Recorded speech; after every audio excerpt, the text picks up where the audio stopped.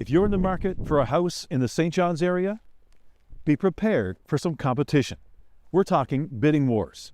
Get this, in the last 6 months, nearly half of every listing has sold for higher than the asking price. Have you ever seen that before? I've never seen that before, no. Generally speaking, the market is very robust, inventory is low, and you're going to need to compete for the most part. Now this is an extreme case, but one house in the city's East End recently went on the market for $309,000. There were 28 bids on that house, and it eventually sold for more than $60,000 above the listing price.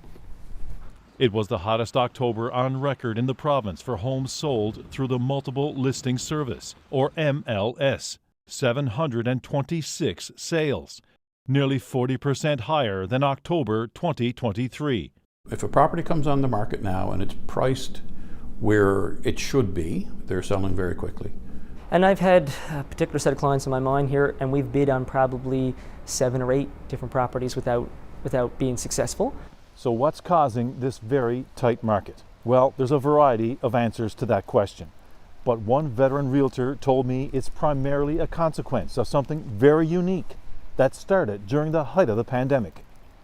For a few years now, cash flush buyers from other provinces have been flocking to Newfoundland and Labrador like moths to a porch light, selling off their high-priced properties in Ontario and British Columbia, gobbling up homes in this province and paying a premium to get what they want. The result? Local buyers with tighter budgets are squeezed out.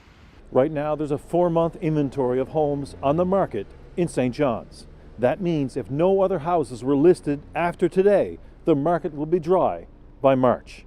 Now, traditionally, there's a 9 to 10-month inventory. So if you're in search of shelter, you're likely feeling the pinch. International immigration is swelling the population, and that means apartment vacancy rates are near zero. Rents have spiked.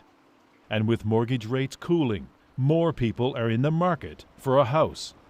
Housing starts are up by 60% this year, but there's still a serious shortage, and those new homes are more expensive. It's not quite as simple as just build more houses, because the cost of building those houses doesn't match the incomes and affordability of the average person. This realtor believes the bubble will eventually burst. The flood of mainlanders has dried up, and so is the big money they were throwing around. I was getting calls during the peak of COVID every single day.